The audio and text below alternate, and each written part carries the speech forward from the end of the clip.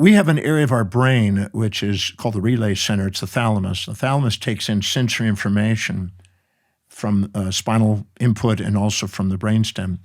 And it passes through this relay station called the pulvinar nuclei, which is the front part of the thalamus. And then it goes into this corona radiata, an internal capsule, and goes up into the cortex. As it goes up in the cortex, it basically is filtered and gated information that's selected. And that's based on whatever our hierarchy of values are. So let's take a 35-year-old woman that's got 3 children under the age of 5, and let's walk in a mall, and her highest value is those children, and she identifies herself teleologically as a mother. And so she's going to spot in that mall children's education items, children's health items, children's entertainment items, children's clothes, children's anything to do with the child. She's going to filter things out. She's going to spot that. Her husband, if she's married, let's say he's business-oriented because somebody's going to have to be working, making money to take care of the kids. And he's now going to walk in that same mall. He's not going to see all that children's stuff. He's going to see a computer store. He's going to see a bookstore. He's going to see a suit store or whatever that helps him build his business. So we filter our reality according to our hierarchy of values. And our thalamus is part of that gating system. We'd be overwhelmed by infinitude if we didn't filter it out and get down to the things that are priority. So the hierarchy of our values dictates our perceptions by prioritizing things and filtering things up to get us. Now, if we live by our very highest value and we know ourselves, because our identity revolves around it, we have the most efficient filtering. And we see the highest probability of synchronicities and things that seem to match our intentions. So the secret behind the secret, left out of the secret, is don't waste your time pursuing something that's not really truly highest on your value, which is authentic. That means knowing yourself. So if you waste your time on those lower priority things, you're going to think the secret doesn't work. You're going to think that I don't see all these synchronicities. Everything's in the way, not on the way. But if you're living by your highest values, you amazingly filter out things and you see the world on the way instead of in the way.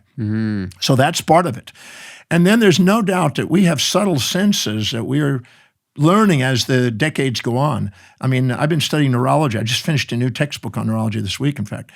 And what's interesting on neurology is we didn't know about certain senses 50 years ago when I started putting effort into the study of that.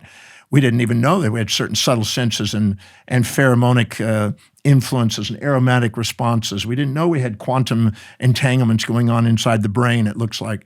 There's a lot of knowledge about sensory systems that we now know. And I'm sure in another decade, 100 years from now, we'll have even more understanding. So the subtleties of what we can perceive in our environment, the subtleties of our communication systems are getting more profound. And so I'm no doubt that we have a resonation process also by what our innermost dominant thought is. It does become our outermost tangible reality. When we prioritize our motor actions and live by highest priority and prioritize our sensory perceptions and see things, no matter what happens, how it's helping our highest priority, then we are in the flow. And we start to see opportunities and take advantage of opportunities and run into the people, places, things, ideas, and events in our life to help us manifest our innermost dominant thought.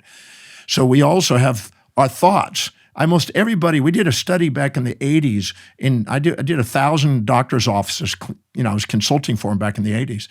And we would go in there and we'd have the patient files. We go through all their patient files that have been inactive for 6 months or longer, haven't been in. And we'd pull them out and we'd divvy them up between the staff members. And we'd then read their file, look at their primary complaint, look about their family members' names, look at everything and just study their file. 20% within 1 week would show back up in the office. Consistently. I mean, consistently. Whatever we think about, we tend to have some sort of connection with. So-and-so ran into them, they called, and all of a sudden something happened and they showed back in the office. So there's no doubt that there's a resonation going on. I have my theories about it in the quantum world.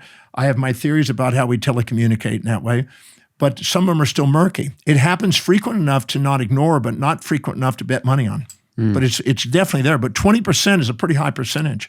And we definitely watched 20%. And we had what they called file day. Every quarter we'd get a bunch of files out. We just focus on it to reestablish a relationship with the clients. And it works in business, it works there. So, and the same thing, almost everybody has thought of somebody and they go, oh, they called all of a sudden. You have these synchronicities. In my Breakthrough Experience program, I see this every week. I had people, I was just in Istanbul yesterday, and on the weekend, this last weekend, I had it in Istanbul. And people said, I just finished this exercise to love this individual and overcome any judgments on them. And I haven't talked to them in 11 years. They just called me. Or so-and-so I haven't talked to them and we broken up, but we're not talking to each other. And then they contacted and said, let's get together. So this happens consistently. And it's more than just probability. So I mean, I've studied probabilistics and, yeah. and it's more than probability.